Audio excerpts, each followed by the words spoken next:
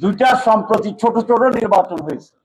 ঢাকা বিশ্ববিদ্যালয়ে একটা হয়েছে, জাহাঙ্গীরনগর বিশ্ববিদ্যালয়ে।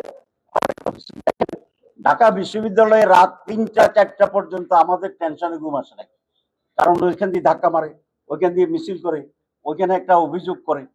তো ইলেকশনটা সুষ্ঠুভাবে হওয়ার পরেও সহজে মেনে নেওয়ার যে মানসিকতাটা, এটা কিন্তু আমরা দেখি। জাহাঙ্গীরনগর নির্বাচনে 48 ঘন্টা পরে রায় দিচ্ছে, ঠিক আছে না?